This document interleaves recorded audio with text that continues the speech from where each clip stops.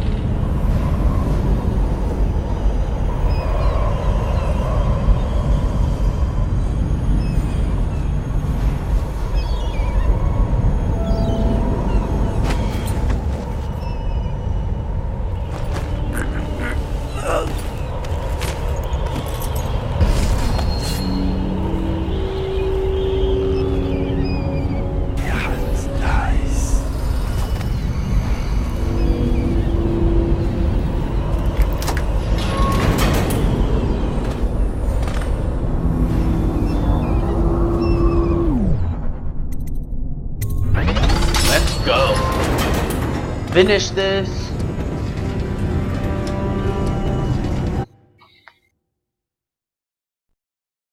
The leader of the Loyalist conspiracy have moved to a monumental lighthouse, the final military project devised by the Lord Regent.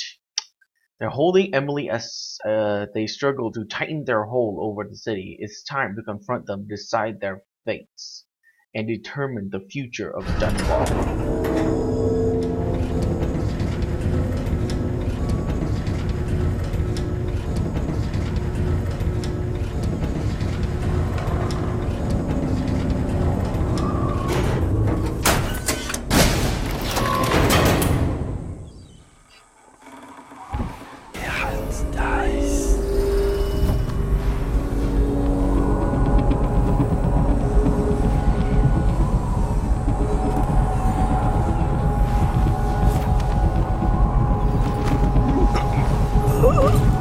You're so lucky.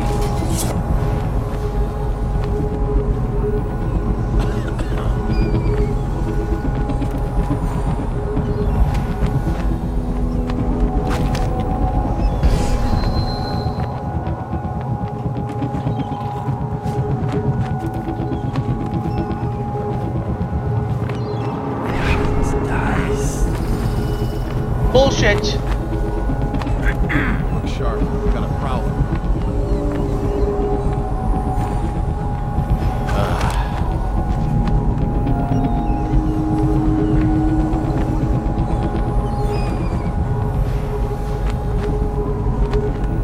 I'll write to her again.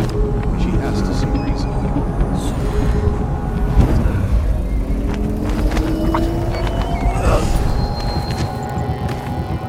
I hear you, bastard. So bad. Could this city get any worse? Chances are very good.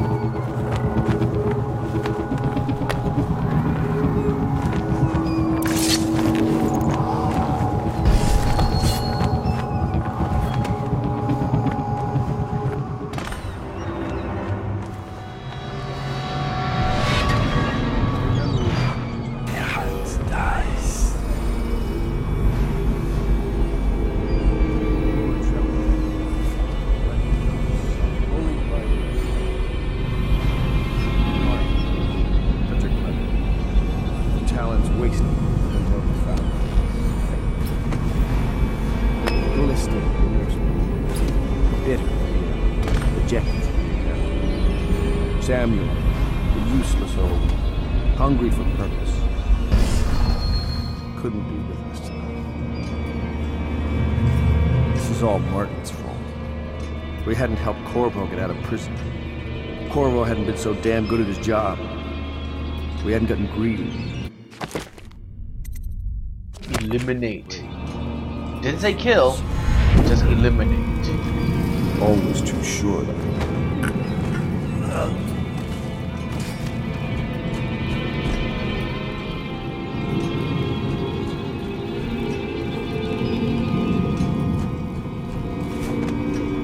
Wow. Pendleton. He killed Pendleton and Martin. Wow.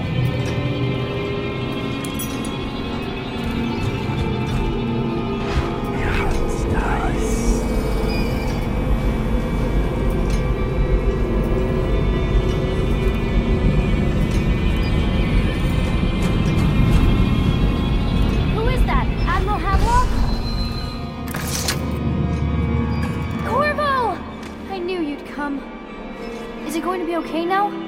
Will I be Empress?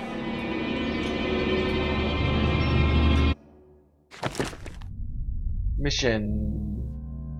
Didn't kill anyone and never got detected. Oh yeah, perfect last mission, except I didn't find all the gold. But who cares about that? We didn't kill... Oh well. So Next time. ends the interregnum. And now Emily Caldwin the First will take her mother's throne after a season of turmoil. You will stand at her side, Corvo, guiding her young mind and protecting her from those who seek to exploit her or cause her harm.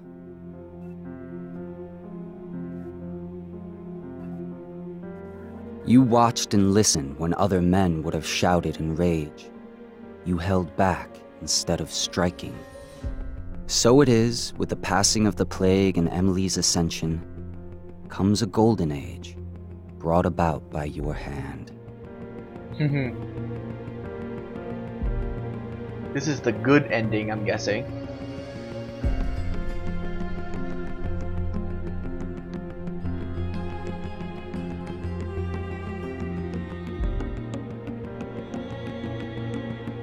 And decades hence, when your hair turns white and you pass from this world, Empress Emily, Emily the Wise, at the height of her power, will lay your body down within her mother's great tomb, because you are more to her than royal protector.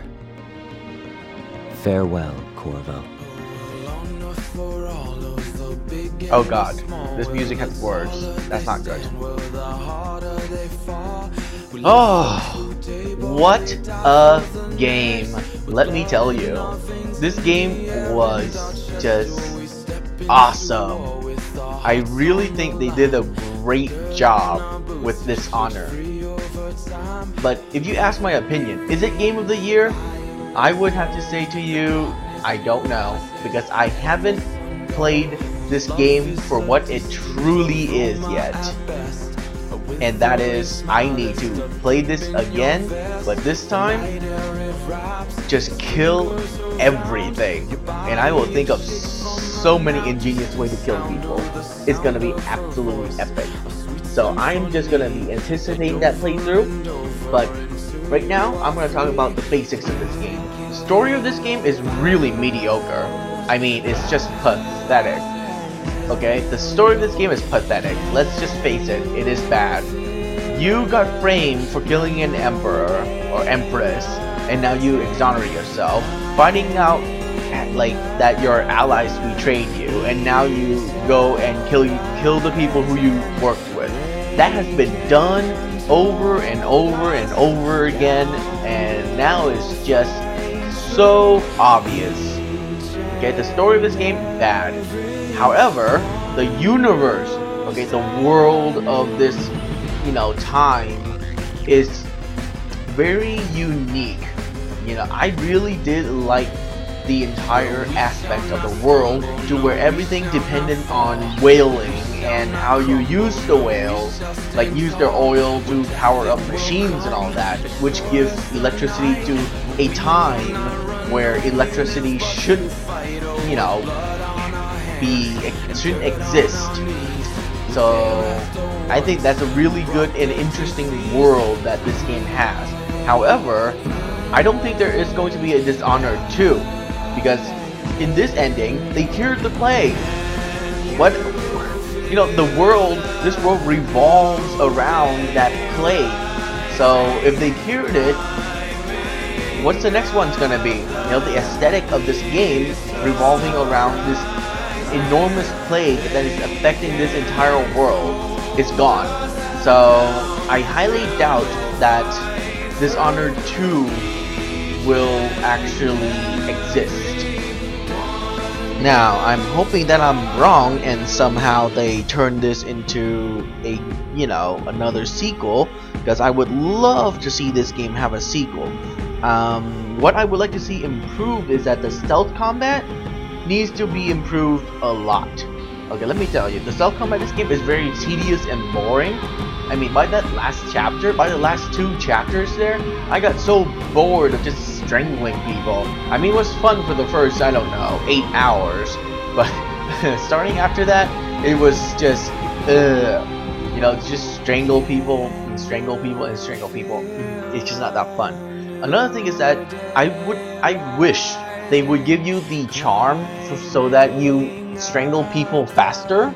I know that sounds really bad, but you know, earlier in the game, like halfway through the game, they should have given that to you. So kind of disappointing that, you know, you only get to use it for like what, 3 chapters.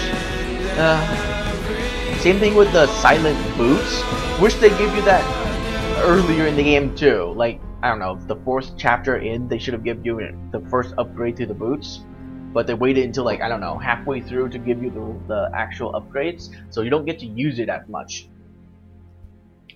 So the ability in this game, the blinking ability works great. The mind control ability, I barely used it, so it's practically a useless ability. Really, it is. Like, you can't do anything in the body you're controlling except open doors, and you can't even stay in there for a very lengthy period of time in order for you to do anything. And another disappointing thing about this game is the tall boys. Oh my god, if you're doing a stealth playthrough and you're trying not to kill anything, those tall boys can be a pain in the ass. Actually, they are a pain in the ass, because the only thing to do to get rid of them is to kill them, and you're trying not to kill people. So that's very disappointing that the tall boys has a very limited way for you to actually get rid of them. Very disappointing.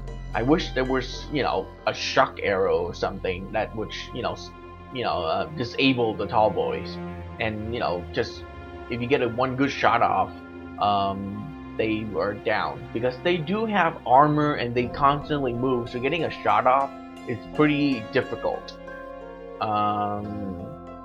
So a stealth playthrough with tall boys is very lame, and I do like all the hidden things in the game, like all the charms and all the runes. I did miss one freaking rune out of the entire playthrough. I don't know how to get that one, and I might have to actually look it up. But anyways, what else? The stop time. I didn't even use that except for one time.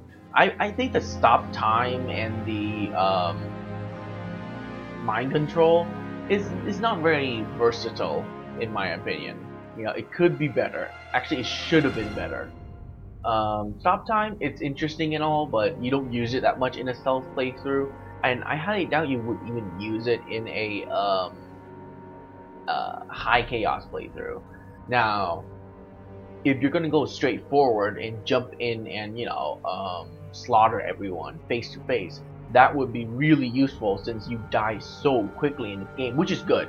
Which is very, very good, actually, because a lot of games these days, for some reason, build you up to be a tank, and I don't like that. In this game, you feel like you're still a person, you know, you're still human. You get shot 3 times, you're dead. You get shot by 2 of those missiles that those tall boys actually use, you're dead. You get like hit 4 times with a sword, you're dead. And I like that, I really do. And this is only on normal difficulty. Ugh, imagine if it's on anything else. My god, it'll be ridiculous. But then again, I keep reloading after I, you know, get spotted. because I was trying to do a stealth playthrough, so I don't know.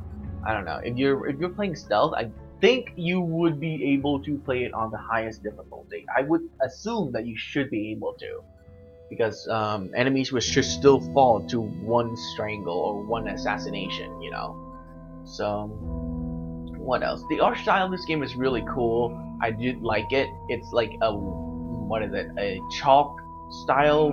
I call it chalk because it really does look like chalk to me for some reason, but it's actually like a smudgy watercolor style art, which makes this game looks I would say unique to all the other ones. I can't think of another game that actually did watercolor style except Dragon Age 2, and that game needs to be forgotten about because it sucked. Anyways, so yeah, this game used watercolor style in a what is it, steampunk style environment where everything is run instead by steam by oil, but you know it's still the same mechanic. You have technology that is not supposed to exist in this time period, blah blah blah. What else? The characters in this game is really interesting. I did like them. I didn't think they flushed the characters out enough. Especially Corvo. He's your main character. He barely talks, just like any other protagonist in any game except RPGs, which is really weird. And I don't think they told a lot about him. Like, the only thing you learn about him throughout this entire game is that he's the protector, and that's it, which is kind of odd. You know, I would want to find out where he grew up, how did he become the protector. You know, all this, you know, background stuff you didn't really get for your main character. Disappointing.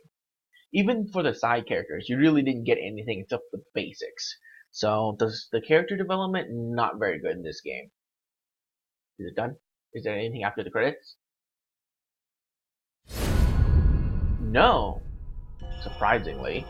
Well, anyways, that has been the playthrough, the low chaos playthrough of Dishonored. I will be doing a high chaos playthrough with Dishonored by, instead of you know, getting all passive abilities, I'm going to be getting the Rat Plague, which is going to be awesome to use, and I'm going to be getting the Wind Blast earlier on. I'm still going to max out Blink because that ability is obviously the core ability of this game, which is very evident in the use because that ability works phenomenally. And a lot of obstacles can... Oh, that's another thing I forgot to talk about. Obstacles. Every single problem in this game has at least 3 ways you can solve it. 3 ways. It's ridiculous. And I love this style of games. This game did optional, you know, ways to do things better than Deus Ex Human Revolution. And that is a big plus in my opinion. I was actually very shocked in just like, what is it, just a simple task of getting oil and putting into a machine, and you have 4 ways of doing that. And I mean, like, you know, you don't have 4 ways of getting oil, you still do it 1 way, but you have 4 ways to get to the oil. You can use your agility to jump over a high obstacle, or you can just, you know, if you don't have agility up, you can just move the chain into the middle of the room, jump on the chain, and from the chain jump onto the next ledge. Or if you have your teleport up, you don't even need the chain, you can just teleport right across. It's just amazing at how many ways you can do a certain thing in this game. And I tried to show you guys all of the possible ways, except all the possible ways possible. Okay, and then later on in the game, I'm like, oh my god, I do not want to be continuously strangling everybody just to show you guys how many ways it is to do something. So the last 2-3 chapters, I didn't really get to show you guys everything because I got really bored, first of all, of strangling people. Again, stealth gameplays really need a low chaos stealth gameplay. I'm going to be doing another stealth gameplay, obviously, but this time I'm going to be assassinating people. I'm going to be stabby. I'm going to be using bombs. I'm going to be using traps. I'm going to be using all these sorts of new things, which probably would help with the stealth gameplay a little bit, but that's going to be a high chaos stealth gameplay instead of a low chaos stealth gameplay. So again, this game was actually very well done, and if I have to give it a score right now, I would give it an 8. An 8 out of 10. It's not very, like I said, the story is mediocre. It's not bad. It's been done, is what it is. The characters hasn't been fleshed out enough, in my opinion. I don't know anything except basics. You know, this guy's an inventor. This guy's also an inventor. I'm a protector, and this girl's the princess, and that guy's an admiral. This guy's a ferryman. All these things are just basics. I want to know more. You know, I wanted something to get myself attached to a character in this game, which I didn't get. What I was attached to in this game was the environment and the world. I was attached to the world, and in my opinion, that's not how you should make a story. I get this is your first IP, meaning this is your first game ever, and you trying to build this world up really nicely so that if you do make a second Dishonored, the people were already attached to the world.